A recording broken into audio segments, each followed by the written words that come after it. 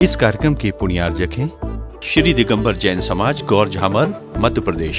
श्री विनोद कुमार जैन, श्रीमती शशि जैन, पुत्र एवं पुत्रवधू श्री रुचिर जैन, श्रीमती झिलमिल जैन, पौत्र एवं पौत्री ऋत्विक जैन, मिष्टी जैन, पुत्री एवं दामाद श्रीमती पूजा जैन, श्री निपुण जैन, सम्यंक जैन एवं वान्या जैन, निवासी सहारनपुर, प्रवासी मुंबई।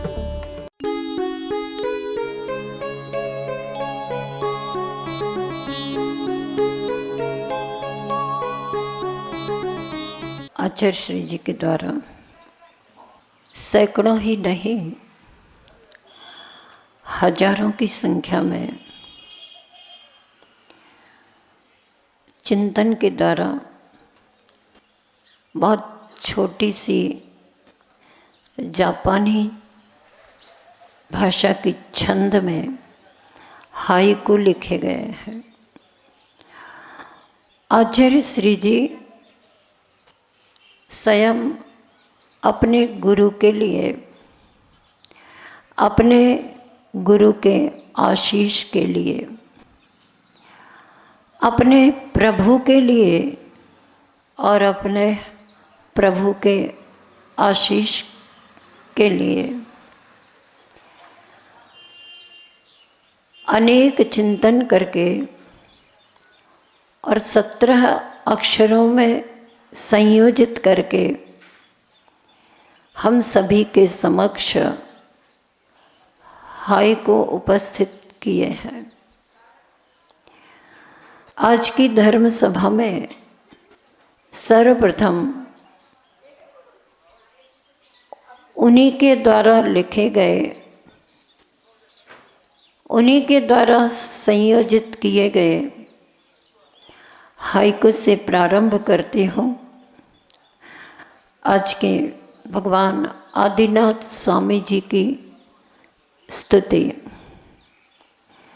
उन्होंने लिखा है, मेरा यहाँ क्या आशीष फल रहा, शीर्ष जा बैठूं। मेरा यहाँ क्या आशीष फल रहा, शीर्ष जा बैठूं। कुंडलपुर बड़े बाबा जी के महामहोत्सव में एक दिवस आचार्य श्री जी ने जैसे ही अपनी देशना प्रारंभ की, तब उन्होंने अपने गुरु का स्मरण किया और गुरु के स्मरण में अपनी कृतज्ञता ज्ञापित की। व्यक्ति के पास अनेक गुण विद्यमान हों और यदि कृतज्ञता गुण नहीं है तो उसके सब गुण अपना इतना महत्वपूर्ण स्थान नहीं रखते अपने जीवन में। जितना महत्व उस बालक ने वर्णमाला का समझा था और कहा था, भगवान मैं आपके समक्ष,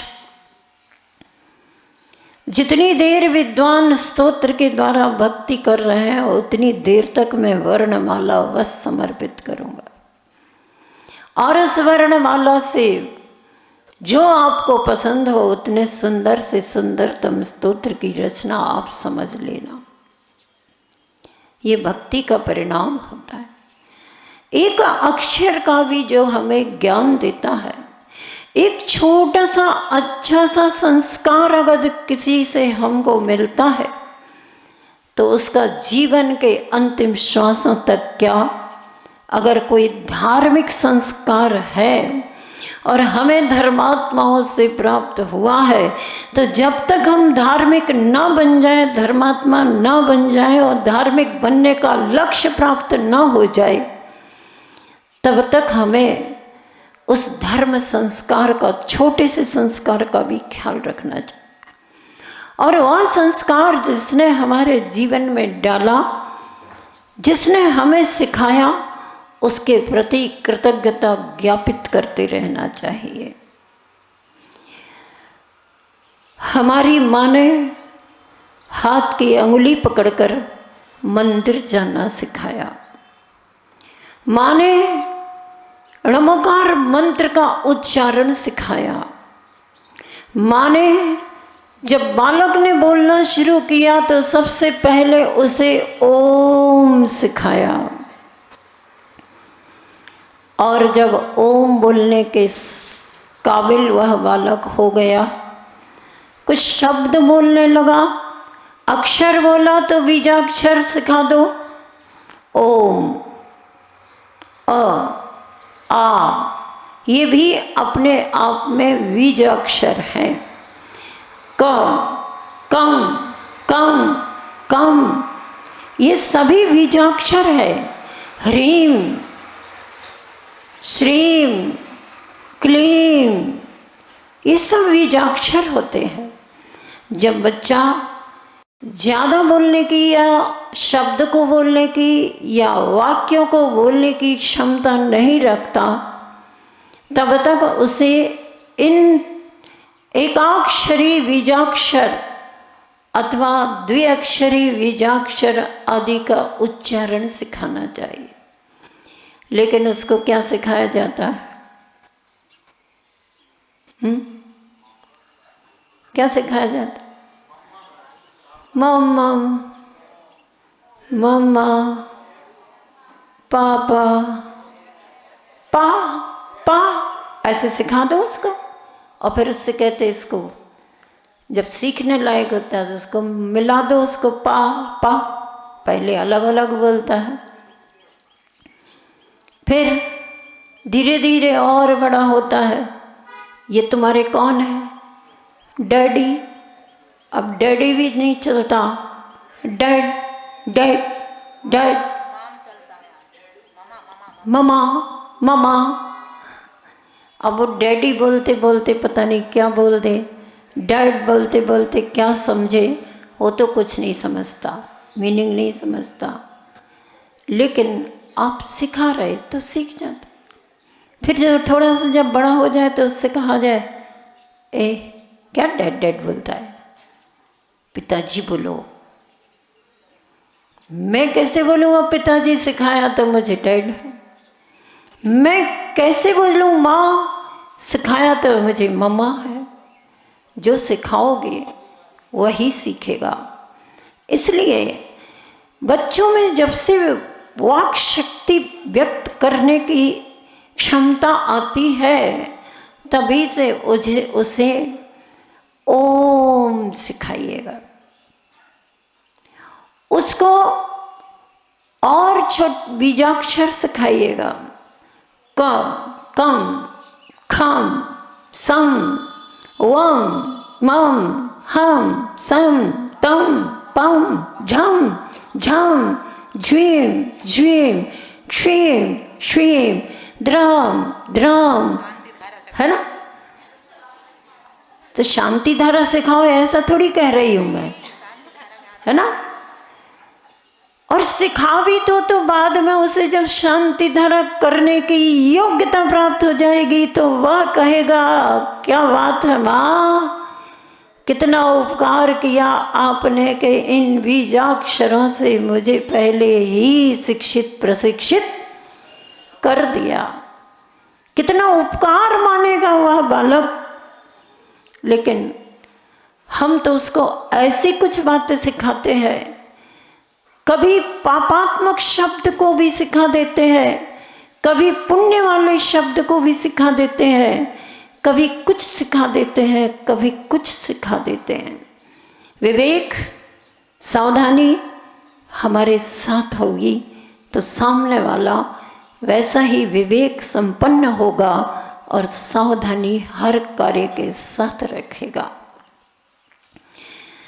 आचार्य श्री जी अपने गुरु का स्मरण करते हुए कहते हैं, जिन गुरु ने उन्हें समय सार का सार रस पिलाया, वो पिलाते चले गए और ये पीते चले गए, वो पिलाते चले गए और ये पीते चले गए। और उसी का ये परिणाम है कि अब ये पिलाते हैं और हम सब पीते चले जाते हैं। ये पिलाते हैं और हम सब पीते चले जाते हैं। उनकी देशना में एक दिन उन्होंने अपने गुरु का स्मरण किया और उस स्मरण में एक हाइकू के माध्यम से गुरु के उपकारों का बखान किया और कहा, मेरा यहाँ क्या आशीष फल रहा, शीर्ष जा बैठूं। क्या बात।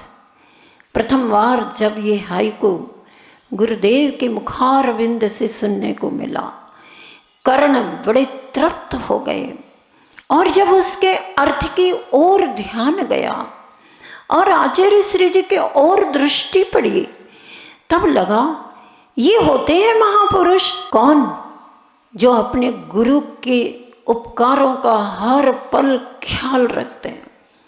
आप सभी ने देखा होगा, आचार्य श्री जी के पास जाकर के अगर कोई भी कहता, आचार्य श्री आपका कितना उपकार है गौर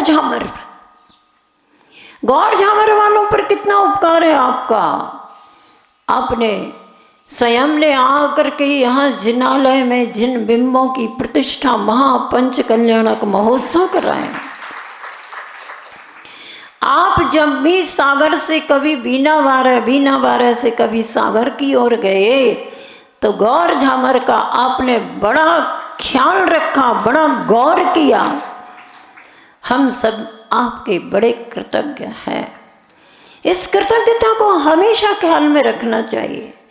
आपने कितना उपकार किया कि यहाँ पर ज्येष्ठ निर्यापक श्रमण मुनि संघ को भेजा और हम सभी उनकी देशना और उनके दर्शन और उनकी पूजन आदि से आप लाभित हो गए। हे गुरुवर, आपने कितना उपकार किया कि उसके तुरंत बाद आपने हम सभी लोगों को इस बार 135 दिन का चातुर्मास प्रदान किया और इन 135 दिनों में हमें महाकृतिकार महाकवि की मूक माटी महाकाव्य की रचना का पठन पाठन अध्ययन और श्रवण करने का आनंद प्राप्त हुआ। हे गुरुवर, हम आपके प्रति कृतज्ञता ज्ञापित कर, कितना मन प्रसन्न होता है। इसी तरह से उस बालक को भी ये संस्कार आपको डालना चाहिए कि देखो, अपने घर के जो भी अपने से बड़े जन है, तुम्हें एक अक्षर का भी ज्ञान दें, तुम्हें एक छोटा सा भी अच्छा संस्कार सिखाएं, तुम उनके प्रति अपनी विनय व्यक्त करना, उनका उपकार मानना। छोटे से बच्चों को ये शिक्षा दे दी जाती है। ऐसे ही शिक्षित प्रशिक्षित बालक बड़े होकर के अपने गुरु के भी गुरु बन जाते हैं। वो कौन है? छोटा बालक विद्याधर था, जिसको मल्लप्पा जी ने और श्रीमंती जी ने ऐसा संस्कार दिया कि उनका जीवन ही संस्कारों का खजाना बन गया। ऐसे गुरुदेव का स्मरण हम भी सोचते हैं और करते हैं और कहते हैं उन्हीं के शब्दों में कि मेरा क्या यहाँ मेरा क्या आशीष फल रहा, शीर्ष जा बैठूं। गुरुदेव का आशीर्वाद है, सब कुछ उन्हीं का। यहाँ सब कुछ जो भी फल फूल रहा है, वृक्ष कौन सा वृक्ष? गुरुकुल का, संयम का, मोक्ष मार्ग का यह जो वृक्ष फल फूल रहा है, वह सब गुरु के आशीष का फल है। कभी भी आप पूछते हैं, गुरुदेव से कहते हैं, आपका बड़ा उपकार है, आपने कितना महान कार्य किया है।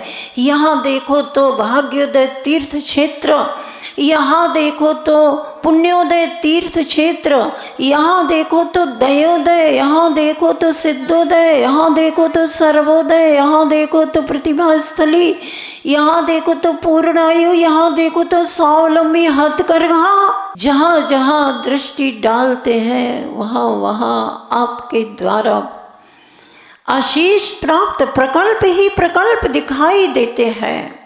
उन सभी प्रकल्पों की सार्थकता जीवन में सात्विकता को प्रदान करने वाले हैं। मानव के लिए ही नहीं, आप तो पशुओं के लिए भी कितना आशीष प्रदान कर रहे हैं। तो आचार्य श्री जी क्या कहते हुए आपको पाए जाते हैं? आचार्य श्री जी एक ही वाक्य बोलते हैं, यहाँ मेरा क्या आशीष फल रहा, गुरु का देखो, है ना। गुरु का आशीर्वाद है, उसी को देखो। और उस आशीर्वाद का फल क्या चाहते गुरुदेव? तो इसमें कह दिया उन्होंने, शीर्ष जा बैठ। शीर्ष मतलब टॉप ऑफ यूनिवर्स, सिद्धालय जहाँ लोक के अंत में विराजमान है, उस शीर्ष पर, लोक के शीर्ष पर जा बैठो। कैसे?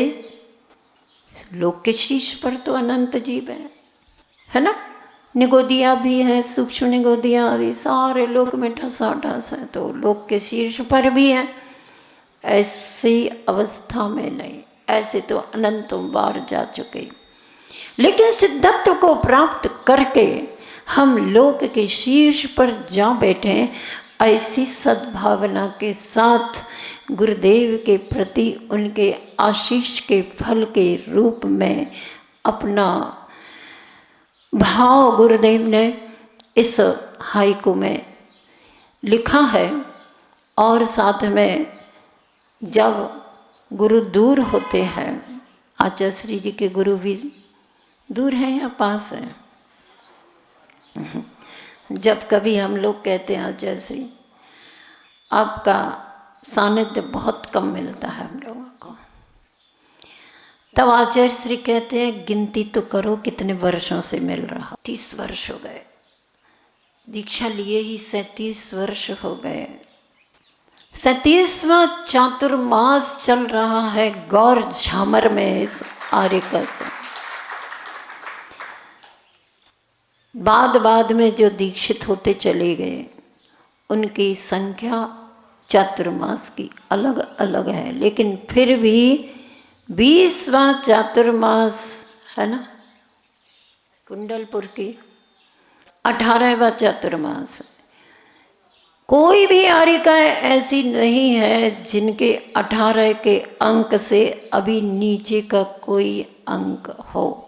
क्यों?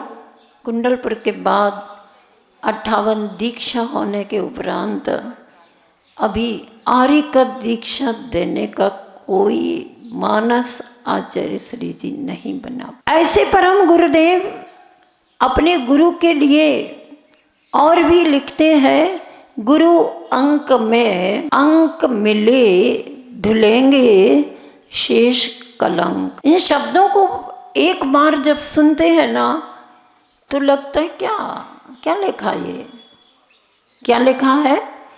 गुरु अंक में अंक मिले धुलेंगे कलंक शेष कलंक।